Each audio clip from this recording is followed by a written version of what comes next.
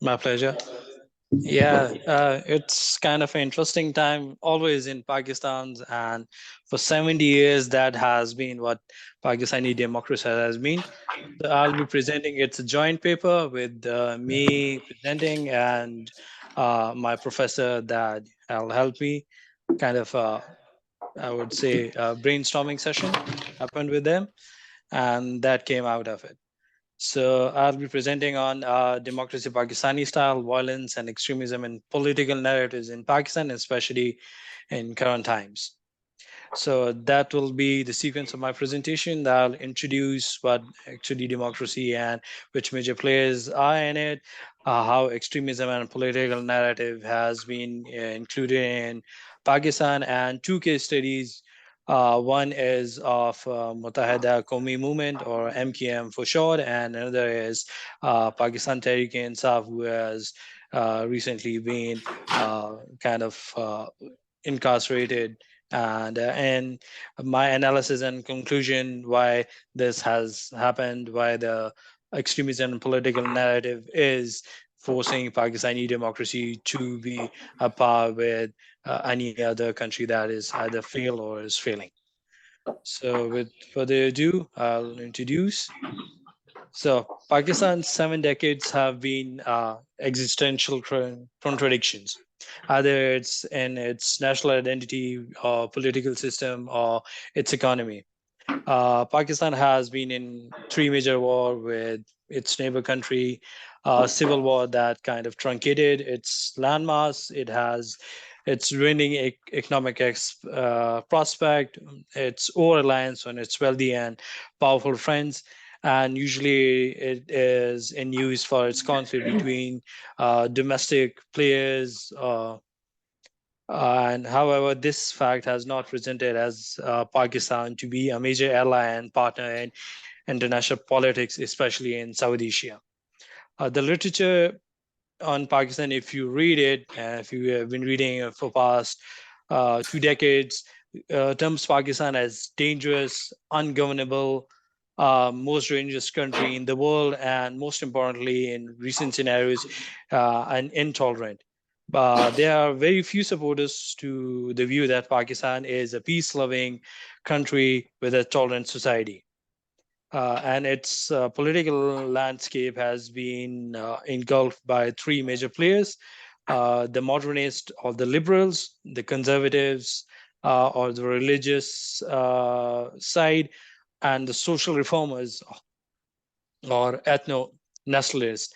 And in between them, there's been a very passive audience to the misery of Pakistani public, as more or less all political parties have tended to lead their policies to the only identity that Pakistanis know, that is through Islam. However, among the ethno-nationalists, very few emerges. Strangely enough, the successful ethno-national political party emerged not from the rural side, but it was rather an highly urbanized and educated persons claiming to represent their constituency with high local apprehensions. This shows that people favor their own policies rather than fix the problems. Um, Usually for the passive audience, mostly the blame goes to the political leadership, and often behind the man in the uniform, the military establishment, uh, who have been governing the country as security and garrison state for over 30 years directly, and the rest as the political advisors to the political leadership. This often creates a friction between political leadership and the military one, as both of them want to have the upper hand in managing affairs of the state, and neither is willing to have a middle ground. Uh, if you can talk about the compromise, it's not have done well for the political leadership, as their fait accompli is either worse or has been more or less disruptive in nature. Military establishment has been accused of creating monsters, and this accusation has been more pronounced in War on Terror, where the establishment was led by the General Pervez Musharraf, who had cut ties to the holy warriors of the Mujahideen on the pressure of its long-standing ally, United States, and on the other hand, was hand in glove with militant groups in Afghanistan and in disputed Kashmir. This makes Pakistan a frustrated democracy where it is fed up with the political leaders and has tried to call the man on horseback to take reign.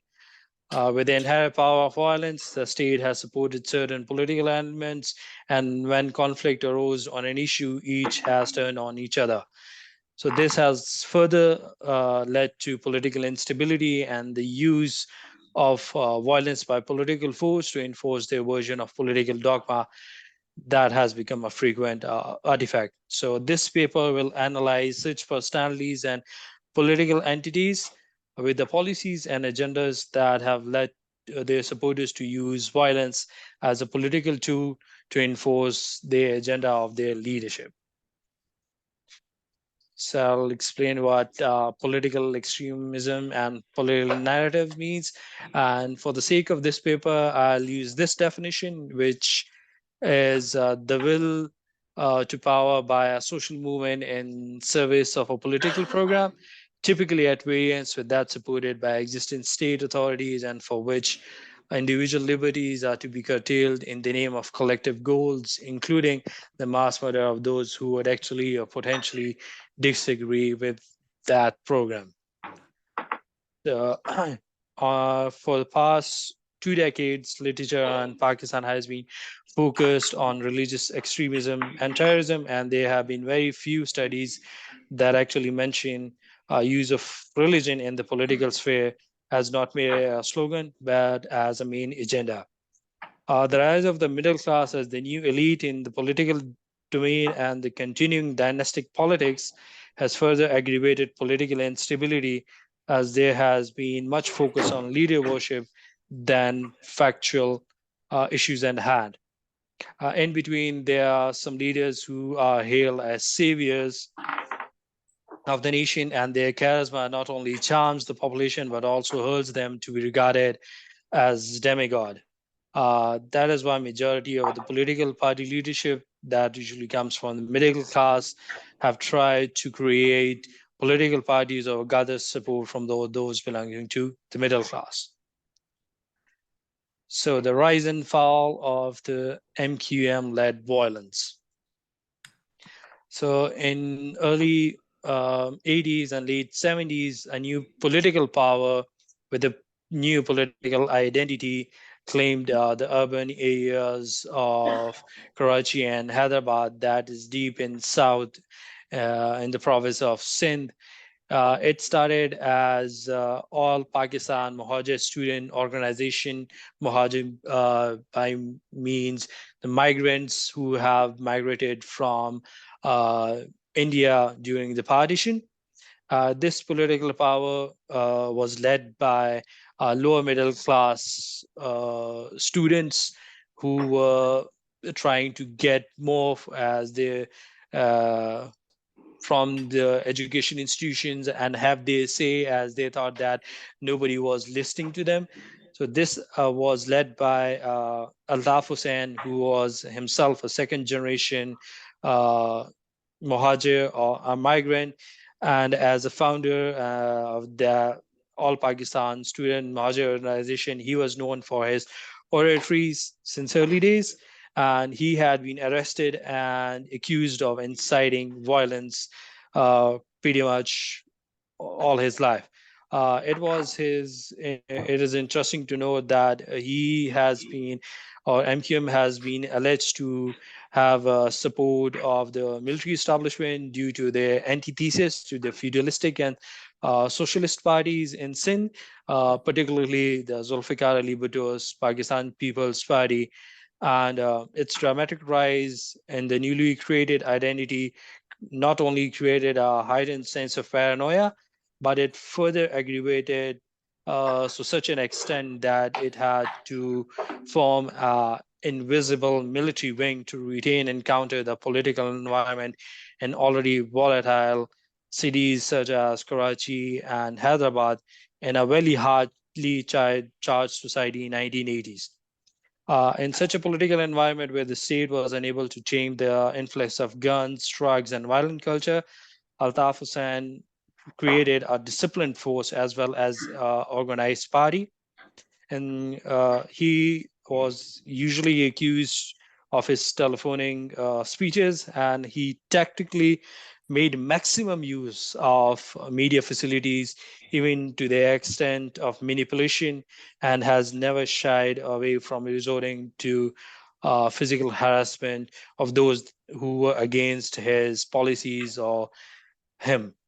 Altaf Hussein's personality, central cultural cultism, manipulation of civic institutions, his holding of emotional rallies, his unending jockeying for power, and his readiness for changing loyalties is what MQM is now today. One fact that MQM has carved and encapsulated a separate identity was not only the new ethnicity in urbanized and educated quarters of Sindh, but also its ingress into the national politics, because it was a reactionary movement working against the Pakistan's political hegemony held by the Mullah feudal nexus. Even he has acknowledged that it was a counter to the armed and dangerous student organization of another Islamic political party, Jamaat-e Islami, and he expanded to areas where Muhajirs felt deprived. And that's why MQM had created hit squads in early days in Karachi University, the stigma of which it still resonates. So political violence by MQM can be traced not only to AVERT, but when it formed government in Sindh, it was reported that it unleashed a reign of terror in Karachi with its raids, witch hunts, and mass arrests of political opponents. Heavily armed MQM militants operated as organized government-supported mafia, and extortion and coercion became the order of the day. That dismal behavior of MQM political leadership and the party towards was a part of the pattern that all political parties have started to manifest one and the other. MQM and the sector of violence came down when it went head to head with the state in Operation Cleanup. But a counter narrative by state was produced where a splinter group of MQM took over by MQM dreaded militant wing, the Black Tigers. Altaf Hussain had to run for his life, and he had been exiled, and they have learned the lesson the hard way. And instead of using Mohajir as an identity, they have went for the unity, and now the name is Mutahidda Qawmi Movement. It means that it's a united movement for the Pakistan, but it's still politics relies on the Mohajir and urban areas. In search for justice, that's what was the motto of the Pakistan Tehreek-e-Insaf or Pakistan Justice Party. Pakistan Tehreek-e-Insaf was formed by a sportsman turned philanthropist turned politician, like he was wearing too many hats. Its political standing before 2011 rally has been known for inconsistencies, as few took its chairman Imran Khan very seriously because he lacked genuine national influence. But after 2011, with support, it started what PTIS calls a political tsunami, and he jumped as no-go to be reckoned as one of the leading uh, politicians in Pakistan since 2012. PTI, although has won a majority of provincial seats in province not in Pakistan, Khyber Pakhtunkhwa, but it contested for the national one, which didn't get pretty much its way. But when it didn't appease Khan, the only way he knew was to put pressure to street agitation. But the way he did was through 126 days sit-in, forcing the uh, government's hand. But with the scene outs of any political revolution, the violence and counter-violence that erupted in the capital city had paved the PDI to use it as main weapon. Uh, After that tactic, every political party has tried to have their own sit-in, but they were not as violent as the ones that Imran Khan tried.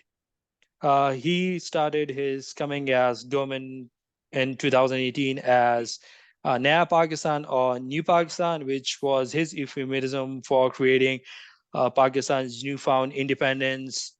How successful was his tactic is yet to be deciphered by political scientists, but it can be said that his brand of political violence against him or his ideology was a potent formula in already violence-prone political environment. Even after his ouster from political office through constitutional remedy, he has reverted to his formula since last year, putting pressure on the government to accede to his demands. However, uh, this year, the government was ready, and on 9th May, which was called as a dreary day by the government, whose offices and military establishments' property was vandalized. Uh, the same what happened with MQM started, and there was splinter groups, apologies and renunciation, followed by incarceration of Imran Khan and demise of PT and its policies. So my analysis is why that happens is due to the populist narratives used by both of these parties. Both have used narrative of uh, I would say then media as uh, whether it was for MQM, it was the paper media, or for PDI, it was a social media. They used their political narratives to such a state that everybody joined in. It was a mass bandwagon. Another thing that they used was they used emotionally charged public, muhajirs for MQM and youth for PTI. In current times, still there has been a mass following for muhajir or the migrants who have now fully got themselves as Pakistanis, but still MQM's use of their politics is for Mahaja specific, and PDI goes has got down from not just the youth, but it has included every field, like from young man of 12 years to an old guy of 70 years. They all go for the PTI. Uh, Another thing that they have invoked is their status quo is to be ineffective, and they have suggested alternate.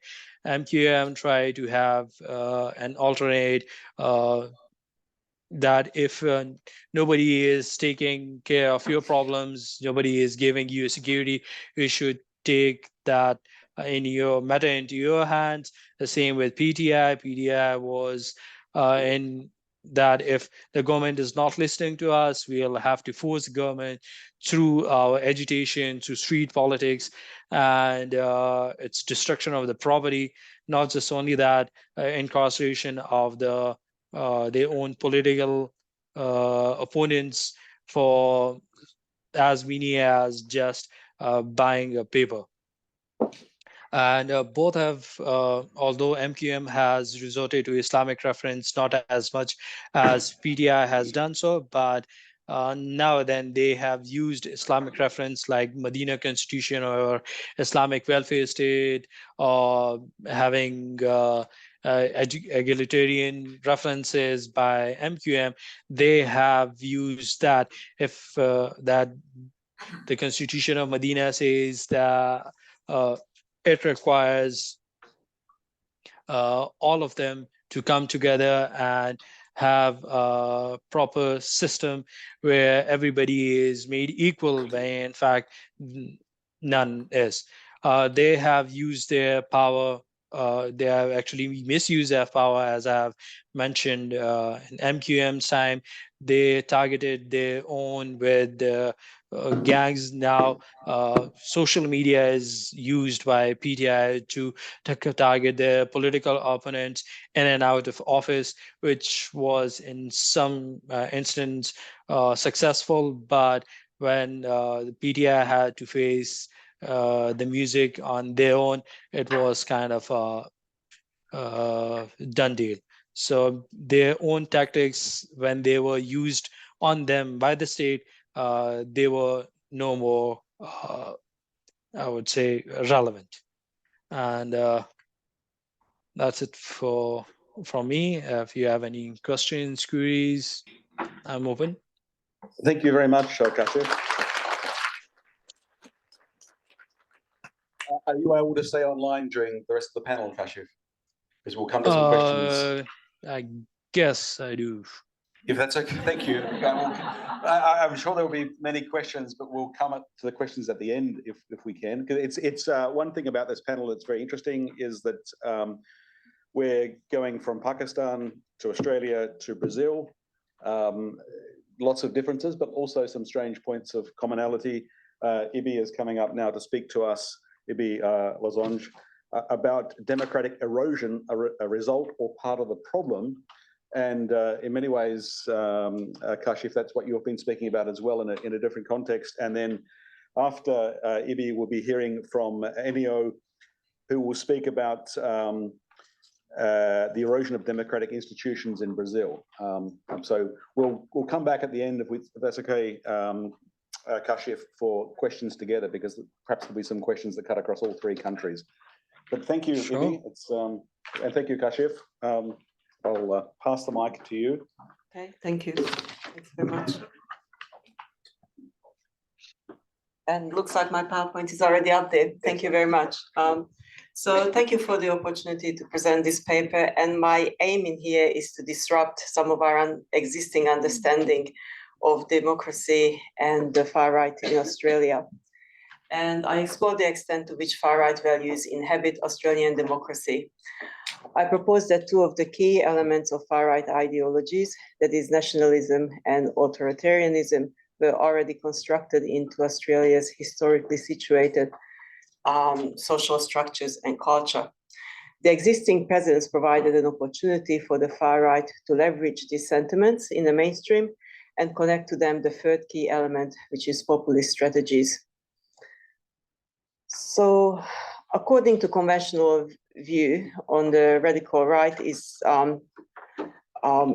based upon values fundamentally opposed to those of democracy. It is considered mostly as a pathology of modern society. Cass Smoot, however, argues instead that the radical right is a radical interpretation of mainstream values, that is a pathological normacy of modern democracy. Similarly, Stuart Hall, much earlier, back in 1975, argued that far-right movements do not emerge. They are constructed through disarticulation of old formations and reworking their elements into new formations. So drawing on these two work, the relationality between the far-right and Western democracies, I explored the extent to which the three main elements of the populist far right, that is populism, nationalism, and authoritarianism, inhabit Australian democracy. Am I at the right slide? Yes. So what are these three main concepts? Well, populism features very strongly in contemporary politics. It's a rhetorical strategy. It's not new. It's been around and used by politicians across the political spectrum, arguing that their party or platform is a more authentic channel for the voice of the people, in contrast to the other parties and political leaders who are deemed elite, untrustworthy, and out of touch. What is novel of the use of populism by contemporary far right is its fusion with the second main element of the populist far right, and that is the explicit exclusionary nationalism. So unlike inclusionary nationalism, it is explicitly appeals to an exclusionary conception of nationhood and openly portraying minorities as illegitimate members of the nation. And the third key ideological feature of the contemporary far right is authoritarianism, a targeted use of power in a strictly ordered society in a manner that undermines liberal democratic norms and institutions. So these three key elements have strong affinities and are often observed together in radical right discourses. And in the next 10 minutes, I demonstrate how these three elements feature in mainstream Australian politics and in institutional responses. Before I do that, I just wanted to very briefly explain my methodological approach. I am an interdisciplinary applied researcher with a foundation in psychology. I approach my research on the far right from a politically engaged, historically critical position, blended with a socio-psychological understanding of how people think. So for my analysis, I draw on documentary sources, published policy and guidance documents, and speeches and comments by Australian elected officials, as well as qualitative interviews with mainstream and far-right Australians. And the cases that I selected for this presentation, I selected them specifically I didn't cherry pick them, they were selected to actually illuminate the extent to which far-right ideologies are reflected in mainstream political vernacular. So they were selected purposefully. So let's get to my analysis. So populist strategies are used by all political parties in Australia. It is used in part because the narrative of politicians being out of touch has traction within the Australian electorate. A 2022 population survey found that 61% thought that the Prime Minister was out of touch with ordinary people, and 47% thought that the opposition leader was out of touch. And these perceptions were much higher among respondents who voted for minority and independent parties. At the same time, there's also a sense of being left behind. And it's kind of becoming stronger in a broad section of the electorate. So for example, the same poll asked respondents about which groups they thought would benefit from the freshly delivered federal budget. And only 16% of the respondents saw themselves as benefiting from the government policy. So that's the bar in the very bottom. Instead, they were more likely to identify benefits for a wide range of specified population groupings, which in total were representative of the Australian population. So what this implies is that people see themselves worse off than the rest of Australians, or, very, 16, take away from 100, what is it, 84% of people, of the respondents saw themselves worse off than the rest of Australians. So reading the sentiment of people feeling left behind by a country whose leaders they believed to be out of touch with ordinary people, far-right figures frequently target the patronizing and condescending lefty elites who are constantly inferring there is something wrong with the working people. So these strategies resonate with people whose cultural and/or economic relevance waning. But it also resonates with a much broader section of the population, as it is part of the cultural fabric, parodying intellectual and cultural pursuits and accusing the intellectual elites of snobbery has a long history in Australia.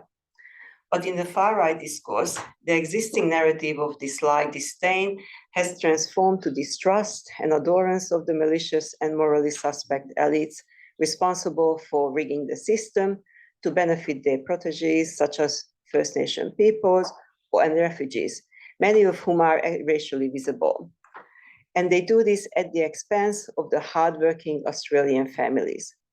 So the juxtaposition and the framing suggest that Australian families are white, and that First Nation peoples and refugees immigrants do not work as hard as white Australian families and are unduly benefiting from the Australian welfare system. Now, this brings us to the second element of the populist far right, which is exclusionary nationalist narratives to target the other.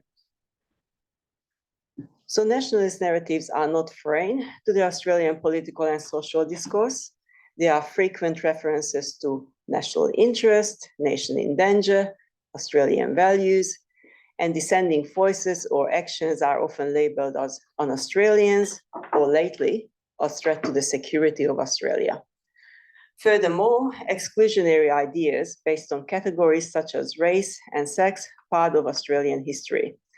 They are a symptom of historically situated hierarchical social structures and inequalities we refuse to deal with, such as violence against First Nations people or the framing of ethnic and immigrant minority groups as a threat. Dispossession of and violence against First Peoples was the foundational act of the Australian state. The impact of the generations of assimilatory policies and violence persists until today.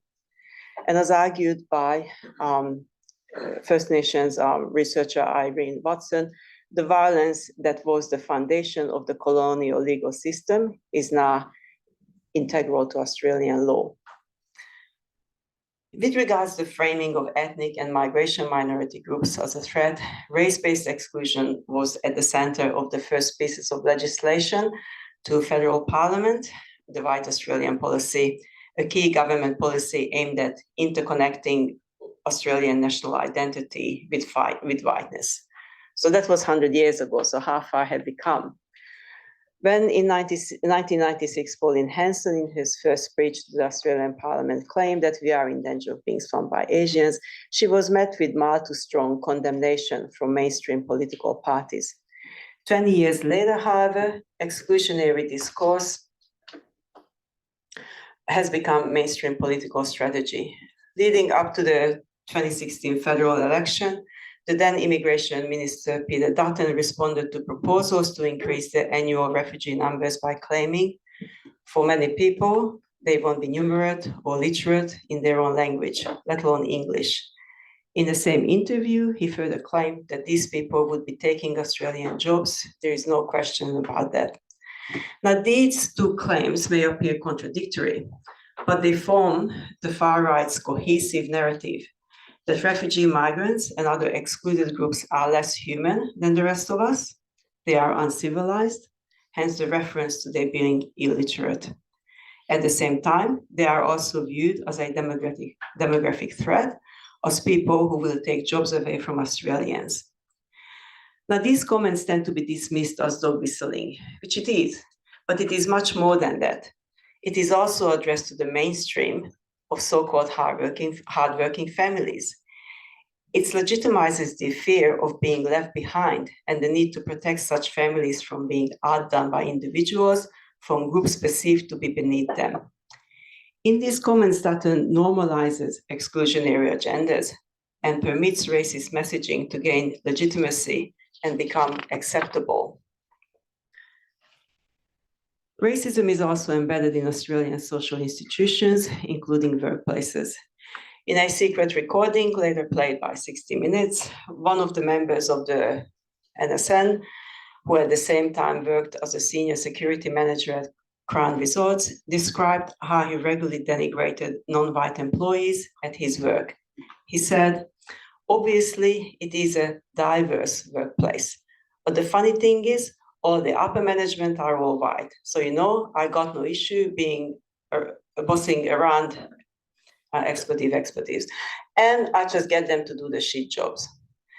This example shows how current Australian structural working conditions create an environment where a racist employee, such as Todisco, can gratify himself by engaging in racist behavior every day as part of his job. Distressing people at work based on their race is just part of the game. What is also part of the game is the appropriation of ideas of equality in his language, hence his reference to a diverse workplace. It is designed to be an up yours to communicate how easily he can beat Australian laws intended to protect people from racial discrimination at the workplace. By appropriating the word in his story, he's mocking it, suggesting that the weak facade of diversity and non-discrimination in Australian workplaces is part of his weaponry. So just to clarify, my aim here was not to give examples of racism, but to demonstrate how racism is not simply a product of individual prejudice, but instead embedded in Australian democracy and our social institutions. So framings of minority groups as threatening the dominant groups or threatening the dominant groups or the nation's stability often provided the justification for the third main ideological feature of the radical right, and that's authoritarianism.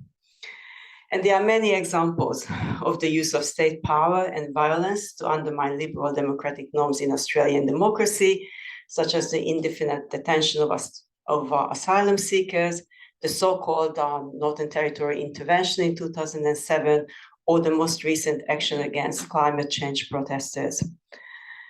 But the case I would like to talk about is the robo-debt scheme, in which the federal government, through its departments, unlawfully accused and penalized nearly 500,000 welfare recipients for allegedly underreporting their income and therefore being overpaid benefits. The hurt and harm caused by the scheme, including at least 5 suicides linked to Centrelink debt recovery, has led to a Royal Commission inquiry. The opposition leader, Peter Dutton, has called the Royal Commission a witch hunt, which a Prime Minister is obsessing about while families are struggling to pay their power bills. So labeling the Royal Commission into the unlawful treatment of welfare recipients as an obsession, Dutton normalizes the practice of governments turning state institutions against the most marginalized. By dismissing the investigation of the systemic unlawful violation of the poor by the state, he normalizes extremist narratives intended to spur fear, resentment, and hatred of the vulnerable other, and the desire to punish them for their vulnerability. By presenting a false dichotomy of the government caring more about welfare recipients than families struggling to pay their power bills, he goes a step further. Rather than simply reinforcing the fear of Australian families of feeling being left behind, his stark extremist believes that an in-group success or survival can never be separated from the need for hostile actions against an out-group. Now, the success of this narrative is that it already converges with already constituted colonial practices and lived ideologies that Australian security is attached to dispossessing others, such as First Nations people. He draws on these representations, which over time have secured a traditional resonance and left their traces in the popular inventories, and he pulls them into line with far-right beliefs. So, in conclusion and discussion, I propose that there is a long-standing existing presence of far-right ideologies in the cultural and political landscape of Australia. I argue that the key far-right ideological elements were already constructed into Australia's historically situated social structures, which provided an opportunity for the far-right to leverage these sentiments in the mainstream. By drawing on existing concealed values, making them explicit, and re-articulating them in a way that aligns with 21st century concerns, this strategy has resulted in a now growing influence of the populist radical far-right in the mainstream. Narrowing the research focus on the scope of solutions to contend with the far-right to a small proportion of far-right individuals and groups minimizes our understanding of the extent and the domination of radical right ideas in Australia. I also like to make a reference of Lydia Khalil's, one of her observations about how populist radical right politicians provide a bridge between extremists and the mainstream, and she used the case of Trump, and how they can actually entangle the extremism, radicalism, and the mainstream. So in our research, I propose that we shouldn't put strong delineations in between them, but look at the interactions and how they relate to each other. And while we acknowledge that the rising radical right is a threat to trust, institutions, and social cohesion, We also need to consider the extent to which trends of low trust in governments, declining legitimacy of social institutions, and the fragmentations of shared narratives are also the cause of the rising far right. In other words, we have to ask to what extent the current state of democracy is part of the problem. And if we accept that the current fundamental dysfunction of Australian democracy is part of the problem, then we, elected officials, policies, need to actually fix it. And this includes taking responsibility of structural inequities and the economic inequalities, but also taking responsibility for modulating the tenor of public discourse about marginalized people in Australia. And I leave it at that. Thank you.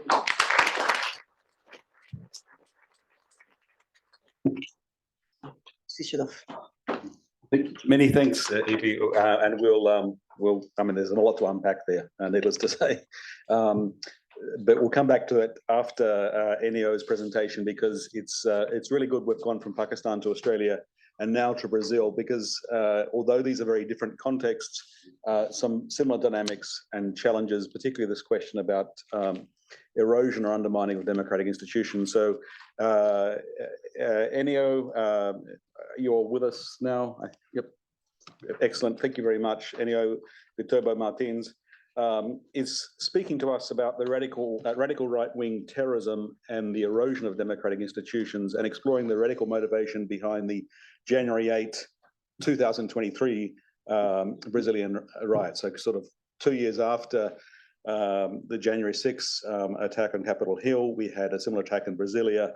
Thankfully, the government wasn't sitting, but there are all sorts of eerie parallels reminding us that we're dealing with global problems that are rooted in our domestic institutions. Thank you, Enio. Okay, thank you. Do you hear me? Yes, thank you. Thanks, nice and clear. Thanks. Okay, I'm going to share my screen.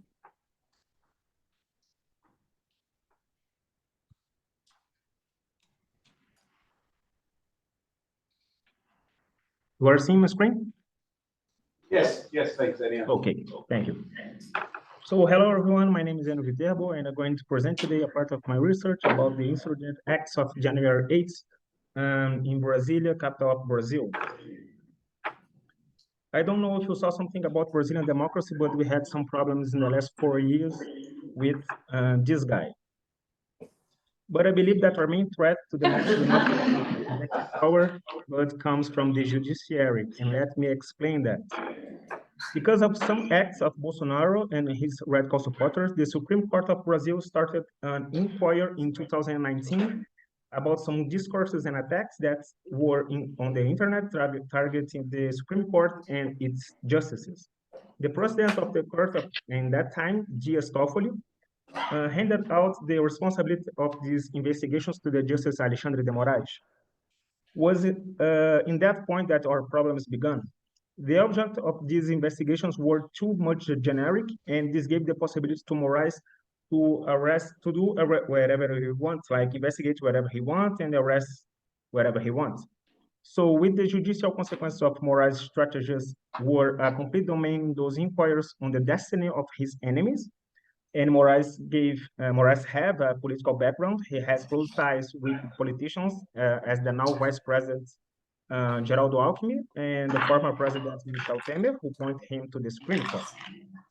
There is a debate if the arguments and strategies of Moraes are included in what the judicial doctrine calls as lawfare, or if can be called as a form of militant democracy. Lawfare narrative was widely disseminated against accountability in Latin America in recent years. Popular politicians, usually presidents and or vice presidents, attested that they are targets of persecution by their political opponents in the judicial system, as was the case of Cristina Kirchner in Argentina and Luiz Inácio Lula da Silva in Brazil. The narrative generally arises from an accusation or criminal conviction of these politicians in corruption-related crimes. For this work, I used the definition of Cristiano Zanin. Zanin was the lawyer of Luiz Inácio Lula da Silva in Brazil in his criminal charges. In other sense, some supporters of Moraes call for the term militant democracy, arguing that the structures of the Supreme Court are just to respond to the threats that Brazilian democracy is facing, and in this sense, the Republic has to use new ways, even some authoritarian ones, to combat its enemies. In the original work of militant democracy, I understand that the author argues for the creation of new normative instruments, authoritarian or not, to combat the enemies of the democracy. In this case, Brazil already has some forms of defense, but the Justice Alexandre de Moraes is twisting the criminal procedures to do his crusades.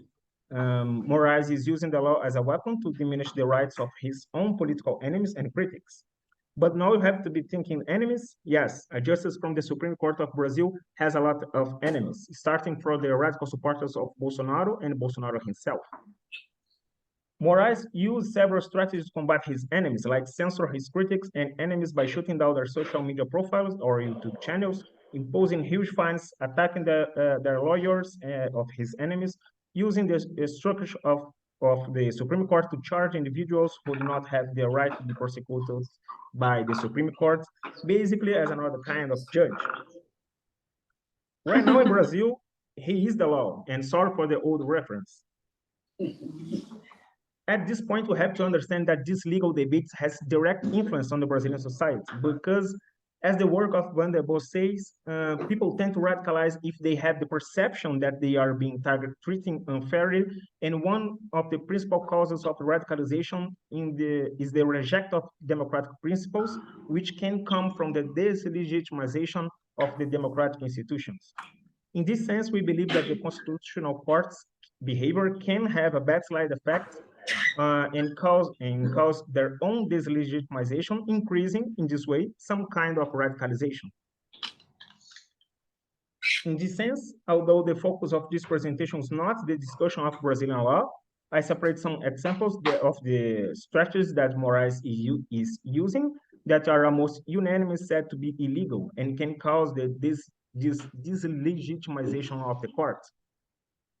First, we have some examples of huge fines that I said before. Moraes gave a fine of 100,000 of reais to journals, individuals, big tech companies. He doesn't care about the capacity to pay the fines. He cares about the chilling factor. Keep in mind that this fine is almost 100,000 times the minimum wage in Brazil. He also substituted the public prosecutors for left-wing politicians.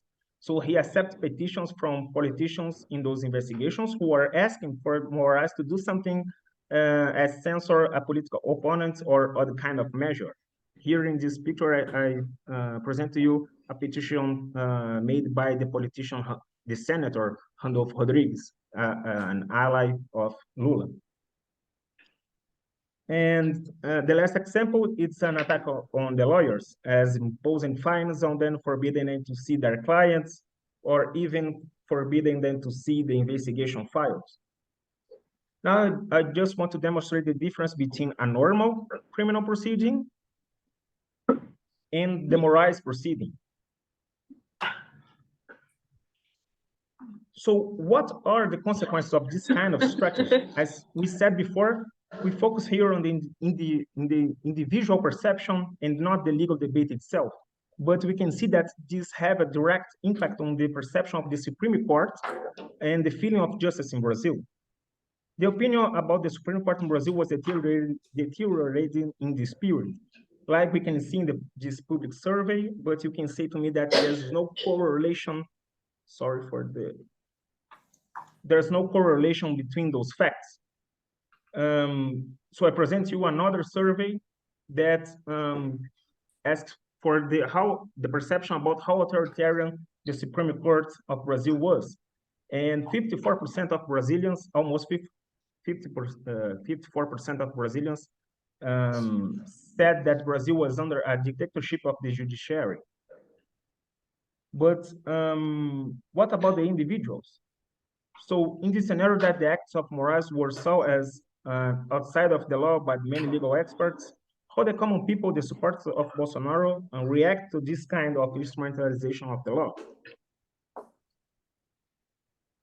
From about 2021, we started to see in the radical right-wing protests an idea for the arrest of the justice.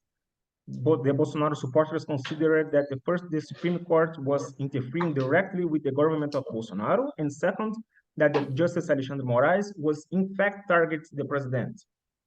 Here we can see some people protesting against the Justice Alexandre Moraes with a shirt, a sign, and even crying when false rumors that the Justice Moraes was arrested appeared. So with the election of Lula da Silva in the end of 2022, the Bolsonaro supporters started to camp in front of public buildings, especially buildings of the army and the public asked for the intervention of the militaries in the politics. That is to say that they are asking publicly for a coup. This sign is one example of the Brazilian situation and the kind of radicalization that we are seeing right now. The signs say President Bolsonaro used the armed forces to take down the justice of the Supreme Court and also criminalize communism in a new constitution. With this scenario that we showed before, we could see that the protesters were claiming for Moraes' arrest for quite some long, but as the scenario of a military coup was not transforming itself into a reality, the people gathered in front of those buildings started a violent riot in Brasilia that invaded the three powers of the Brazilian Republic. So Moraes started new investigations to discover who were in those riots, who participated, who instigated, and who financed these riots. Great part of the protesters were arrested in the headquarters of the presidency, and Moraes for more than one time called these protesters as terrorists. With this scenario, our hypothesis is that Moraes do not cause the riots, but help to increase the radicalization of the protesters by the perception of his lawfare.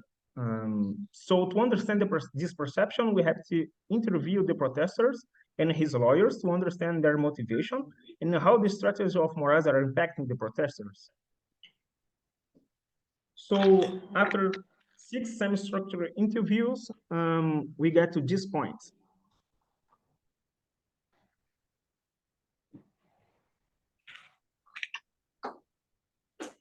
So this arrest had an impact on the radicalization. We talked with protesters who were arrested, and basically they said that they feel frustrated that they are being tried at the Supreme Court, which they are technically correct. And they also feel that Moraes was acting outside the boundaries of the law. We can cite that the public prosecutor do not charge the protesters with a terrorism charge, because in Brazil, the Brazilian law do not include the political motivation in the law of terrorism. This is important because of the perception of the protesters for the rights, for the rights and the right procedure. But most importantly, they gave as a motivation to be present on January 8th, as you can see, the behavior of the Justice Alexandre de Moraes. This is important because we believe that this responds to the issue of the chicken and the egg effect.